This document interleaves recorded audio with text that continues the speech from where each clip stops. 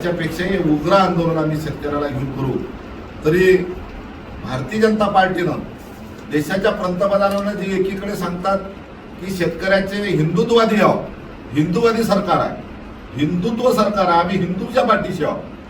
हा शेतकरी हिंदू नाही का? आमचं प्रसार माध्यमातून मोदीजींना सांगायचं आहे आणि भारतीय जनता पार्टीला सांगायचं आहे की आपण स्वतःला हिंदुत्ववादी समजता, हिंदुत्वाचे मशिया समजता, हिंदूचे रखवाले समजता, मग हिंदूच्या पाठीत आपण खंजीर का खुपसता? शेतकरी हा हिंदू नाही. कोणा सांगितलं तुम्हाला? अमेरिकेची आयात करायची सांगितलं कोणा? शेतकऱ्याची मागणी होती, जनतेची मागणी होती. मग मागणी कोणाची होती? कोणाच्या मागणीनुसार तुम्ही अमेरिकेची आयात केली या मालाची, शेतीमालाची, आणि या देशातल्या शेतकऱ्याचे भाव पाडले. म्हणून केंद्र सरकार शेतकऱ्याच्या विरोधातलं सरकार आहे, शेतकरी हिंदूच्या विरोधातलं सरकार आहे. आम्ही शेतकऱ्यांच्या बैठका घेत असताना हिंदू शेतकरी म्हणून बैठका घेऊ, कारण की हिंदूच्या नावावर यांनी मतं मागितले. शेतकरी हिंदू शेतकरी म्हणून आम्ही मतदान घेऊ आणि टोटल हिंदू शेतकरी हा भारतीय जनता पार्टीच्या विरोधात, कराराच्या विरोधात 24 तारखेला रस्त्यावर उतरू. आणि प्रत्येक जिल्ह्यातल्या शेतकऱ्याच्या पिकाचे भाव एकदम पडले. तुम्हाला सांगतो, ज्या दिवशी अमेरिकेसंग करार केला नव्हता, करार करायच्या आदल्या दिवशी कापसाचे भाव जवळपास 9,000 होते आणि ज्या दिवशी करार झाला दुसऱ्या दिवशी कापसाचे भाव 7,500 होते. तुरीचे भाव 9,000च्या वर झाले होते, जवळपास 9,500 रुपये तुरीचे भाव गेले होते.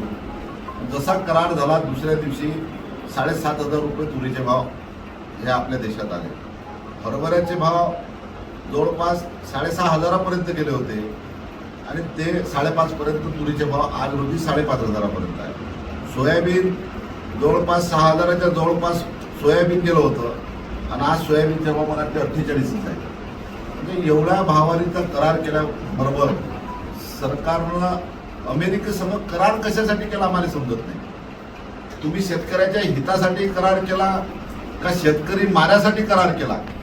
हे पहिलं धोरण केंद्र सरकारनं जाहीर करायला पाहिजे की आम्ही अमेरिकेसंग करार केला. हा करार शेतकऱ्याच्या हिताचा आहे का फायद्याचा आहे का नुकसानीचा आहे?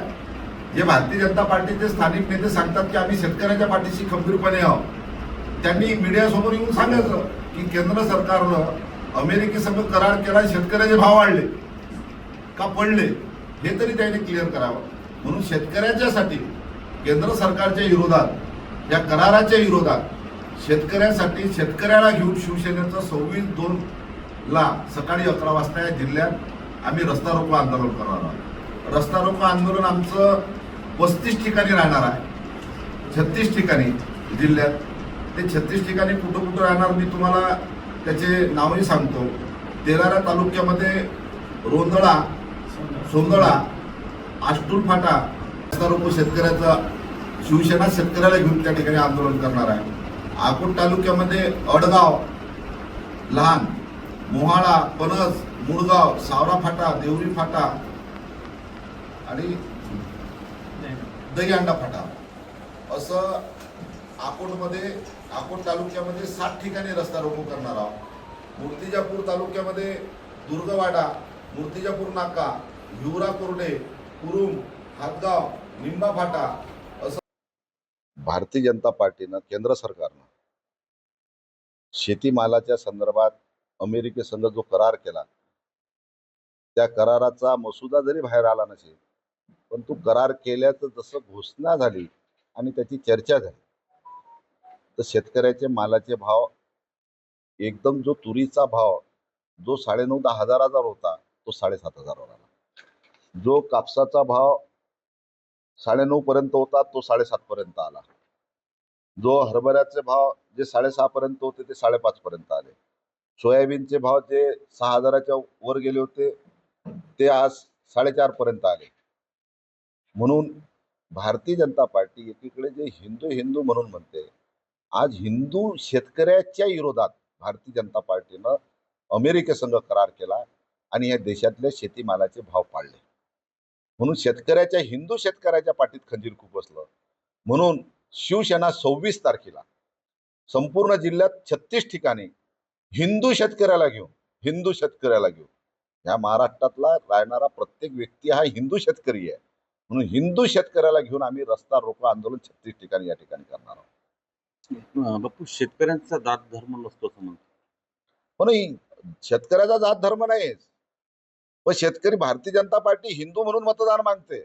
मग आज ग्रामीण भागामध्ये 99% हिंदू शेतकरी आहोत. मग आम्ही शेतकरी हिंदू म्हणून आम्ही रस्त्यावर उतरणार आहोत. कारण की मतं मागत असताना, तुम्ही लोकांकडे जात असताना हिंदू हिंदू म्हणून मतदान मागता. मग तुम्हाला काही थोडीशी शरम नाही वाटली का, की या हिंदू शेतकऱ्याच्या पाठीत आम्ही खंजूर खुपसू राहिलो? असं आम्ही समजतो की भारतीय जनता पार्टी हिंदुत्ववादी पार्टी आहे, हिंदूच्या पाठीचं रक्षण करणारी आहे. मग हिंदूच्या पाठीत तुम्ही खंजीर कसं खुपसलं? शेतकरी हिंदू नाही का? मग तुम्ही असा विचार केला का हिंदू शेतकऱ्याला आम्ही याच्यातून वगळलं असं म्हटलं का भारतीय जनता पार्टीनं? हा जो अमेरिकेनं संघ तुम्ही करार केला, आयात केली, मग बा हिंदू शेतकऱ्यावर काही अन्याय होणार नाही? हिंदू शेतकऱ्याला मालाला भाव वेगळा देऊ राहिली का? हे जर हिंदू शेतकऱ्याला मालाला वेगळा भाव देत असेल तर मग आम्ही आंदोलन करू नये. म्हणून यांनी हिंदू शेतकऱ्याच्या पाठीत बसलं. शेतकरी हा कोणत्या जातीचा नाही, शेतकरी हा प्रत्येक जातीगीतीत विखुरलेला शेतकरी आहे. शेतकऱ्याची जात शेतकरीच आहे. पण भारतीय जनता पार्टी ज्या भाषेमध्ये बोलते त्या भाषेमध्ये आम्ही रस्त्यावर हिंदू शेतकरी म्हणून उतरणार आहोत. भारतीय जनता पार्टी हिंदू म्हणून जनतेसमोर जाते, आम्ही शेतकरी हिंदू म्हणून शेतकऱ्यासमोर जाऊ आणि शेतकरी हिंदूला रस्त्यावर उतरू. आणि ह्या जिल्ह्यात 36 ठिकाणी भूतो ना भविष्य जो रस्ता रोको झाला नाही, तो 36 ठिकाणी ह्या ठिकाणी शिवसेनेच्या माध्यमातून शेतकऱ्याला घेऊन रस्ता रोको आंदोलन करण्यात येईल. आमचे दोन्ही जिल्हा प्रमुख गोपालभाऊ दातकर, मंगेशभाऊ काळे, आमच्या वाकोळीताई, आम्ही सर्वजण वेगळ्या वेगळ्या ठिकाणी आंदोलन नेतृत्व, वेगळ्या वेगळ्या ठिकाणी वेगळ्या वेगळ्या भागात नेतृत्व करून या जिल्ह्यात भूतो ना भविष्य जे आंदोलन झालं नाही ते आंदोलन ह्या जिल्ह्यात 26 तारखेला होईल.